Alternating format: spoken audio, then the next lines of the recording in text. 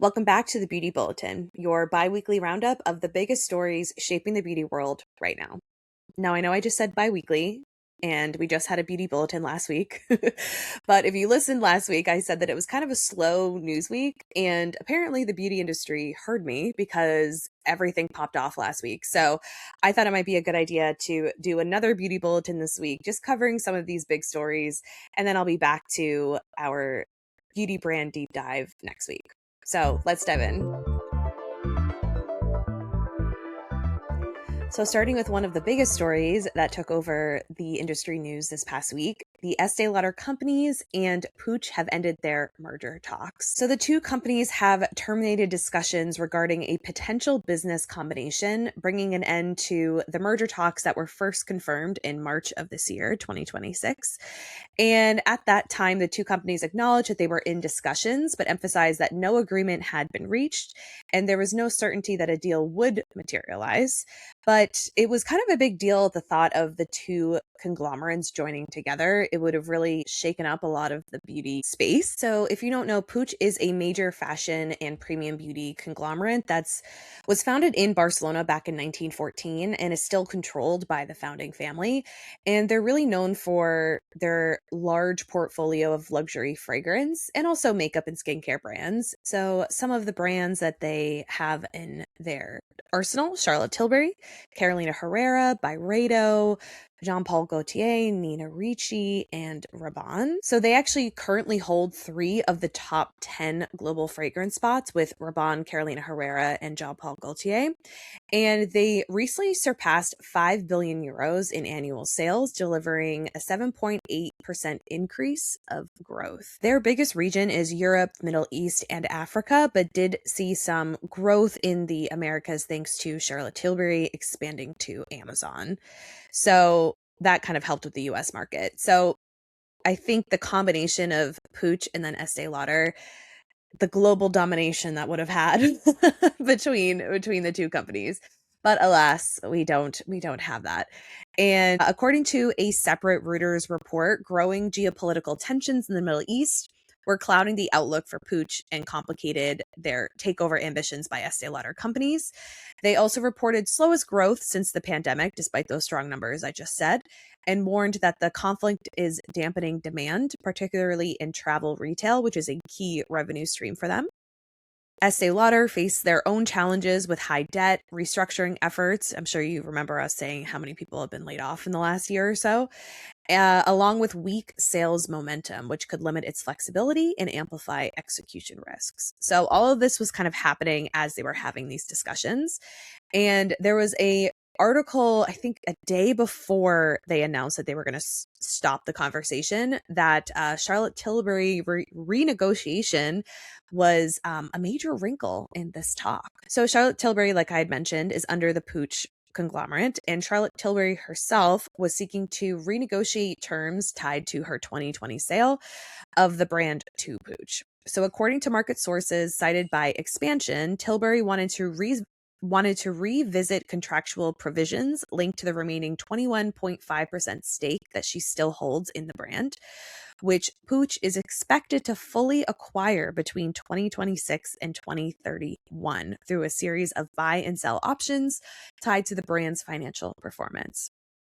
So the issue that was kind of the center of it all was on a change of control clause that could allow Tilbury to force the sale of her remaining stake if Puig was acquired, potentially creating an 850 million euro obligation based on the brand's last disclosed valuation. Sources cited in the report suggested that this liability had become a sticking point in the ongoing discussions between Puig and Estee Lauder. Charlotte Tilbury remains the centerpiece of Puig's makeup business and one of its most strategically important prestige assets. Puig acquired control of the brand in 2021 in a competitive process that also drew interest from L'Oreal and Unilever. So that was I think a lot of the leaks also maybe stopped the conversation as well. But this was seems like it was up to the very end in terms of trying to figure out how to make the merger work, and they didn't do it. So Big news in the beauty space. Also, some big news coming out of the e.l.f. beauty camp this week. The first one is some Q4 growth. So they closed their fiscal 2026 with another year of strong expansion, reporting 35% Q4 growth across sales, profitability metrics, and its expanding multi-brand portfolio. For the 3 months that ended in March of 2026, their net sales rose 35% year over year to $449.3 million, powered by their continued strength across retail and e-commerce channels in both the US and international markets. A notable driver in that Q4 quarter was a $57.6 million fair value adjustment tied to the company's acquisition of Rhode, which reflected a stronger than expected performance against earnout thresholds. CEO Tarang Amin highlighted that all 5 brands within the portfolio grew during the year, with Naturaum and Rhode delivering stand-up performance and reinforcing what he called a white space opportunity across categories and geographies. Kind of along the lines of the success that e.l.f. has seen, especially in Q4, they also announced that they're going to be lowering their prices after they had increased it last year due to tariffs. So e.l.f. CEO Tarang Amin told CNBC that the company has seen a drop in sales over the last few months as consumers have particularly been suffering with higher costs. Amin said that the company plans to lower prices on certain products to help reinforce our value proposition. Rising gas prices, layoffs, higher prices at the grocery store, and tariff-induced price increases on many goods have added stress to already stretched American budgets. In an earnings call on Wednesday, May 20th, Amin said that while the company experienced that 35% increase in sales, mostly due to its acquisition of Hailey Bieber's Rhode, they do expect slower growth going forward and into 2027, particularly within the e.l.f. Cosmetics brand specifically. The CEO also noted that due to the U.S. Supreme Court ruling, which we've talked about here on the Beauty Bulletin, which struck down tariffs in a 6-3 vote, e.l.f. is due about $55 million in refunds, money the company plans to reinvest into the business as a cushion against lower pricing. He also said that e.l.f. has returned ownership of Alicia Keys' Soul Care, one of the brands underneath the e.l.f. family, that they returned the ownership back to Alicia Keys herself. I'm surprised that wasn't bigger news. So the first product that e.l.f. dropped the price on was e.l.f. Cosmetics' popular Halo Glow Skin Tint, reducing it to $14 from $18. According to Amin, this resulted in a nearly 40% increase in sales across retailers, including on TikTok Shop. Quote, "This gives us confidence. Again, we are test and learn brands, so we will test our way to see which are the right families to take that action on. We are known for our phenomenal value, and value is always a place we go to first." End quote. And if you didn't know, e.l.f. actually raised their prices by $1 per product due to the tariffs. What's interesting is that they actually brought the Glow Skin Tint down $4, which I think is a really interesting strategy. It's not just lowering it back to what it was before, they're actually lowering it beyond where it was at before the tariffs. And it's not yet known if the price changes will apply to any other e.l.f. beauty-owned brands like Rhode or Naturaum. In other big news that everyone was talking about this week, Marc Jacobs Beauty finally comes back, but a little bit different than we remember.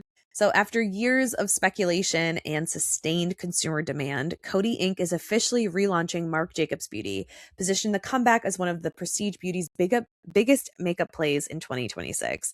I never used the original Marc Jacobs, but I have friends who love the products and have been like dying to see them come back.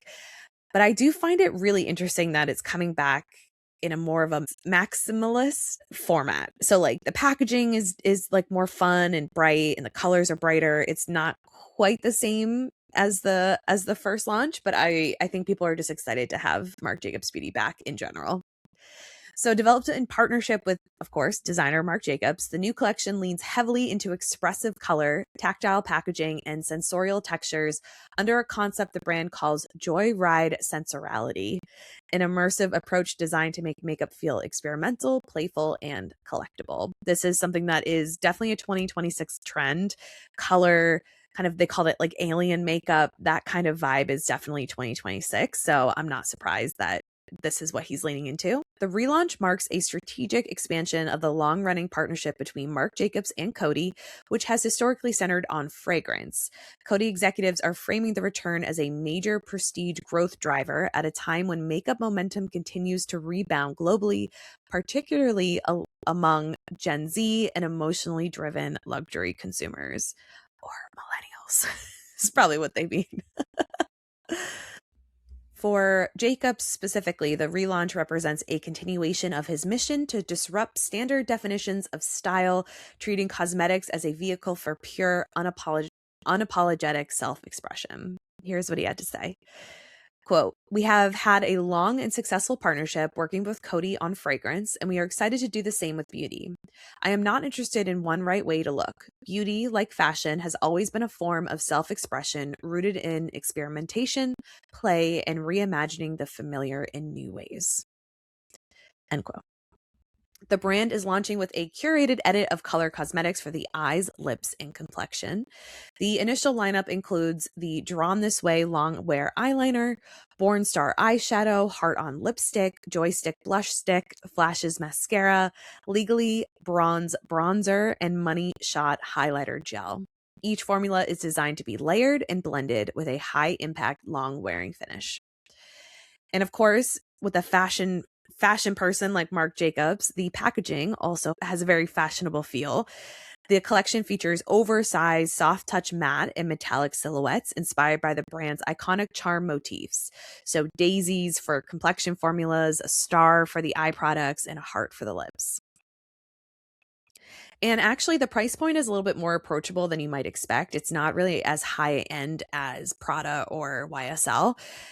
Most of the collection ranges between $26 and $42.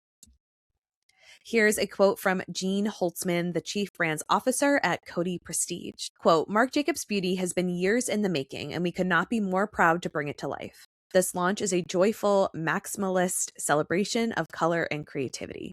It is exactly the kind of bold innovation that defines Coty Prestige, and we believe it will be one of the defining launches of 2026. End quote. It's going to roll out relatively quickly too. So it's going to start with a launch online at marcjacobs.com on May 28th, shipping to the US and the UK. And then from the 1st of June, us here in the US can shop the brand at Sephora.com, while any UK customers can find the full collection at Selfridges.com. And then the collection will fully land in physical Sephora stores across the UK and the US on September 1st, 2026. And we have some brand ambassador news that was also big this week. And the first is Yves Saint Laurent's newest beauty ambassador, Charli XCX.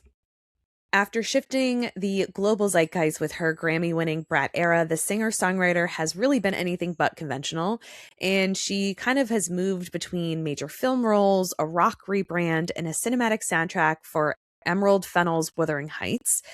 And now with her signature grunge glam aesthetic, the multi-hyphenate perfectly embodies YSL's new era of beauty, young, edgy, and unapologetic. In her first role as ambassador, Charli XCX stars in a cinematic campaign shot by acclaimed director Renal Medrano. Her makeup was crafted by YSL Beauty's Sam Visser, who used the brand's new Skin Affair Soft Glow Cushion Foundation to achieve the pop star's luminous complexion. So this cushion foundation, by the way, is a lightweight, medium coverage foundation infused with skin-loving ingredients like 3% squalane, polyglutamic acid, and jasmine petals. The buildable formula covers, hydrates, and blurs for that real-life filter effect, and it will launch globally on May 29th. Here's a quote from Charli about joining the YSL family. Quote, "It's been really special to collaborate and evolve how I express myself through beauty with YSL Beauty in the past months. I hope you enjoy what we're making." End quote. Short and sweet. And lastly, here's a quote from Juliette Ferret, the general manager of YSL Beauty at L'Oreal. Quote, "YSL Beauty has always moved with the pulse of its time, with an instinct for the talent to capture culture as it happens. Charli XCX is one of those rare artists, instinctive, uncompromising, and radically herself. She pushes the boundaries of music, image, and identity with the same edge and freedom that have always lived at the heart of YSL Beauty. As we launch a breakthrough innovation in makeup, the first ever couture cushion foundation clutch in the US, Charlie brings the exact energy of this moment: disruptive, desirable, and impossible to ignore. End quote. And lastly, in ambassador news, Jenny is Vaseline's new global ambassador.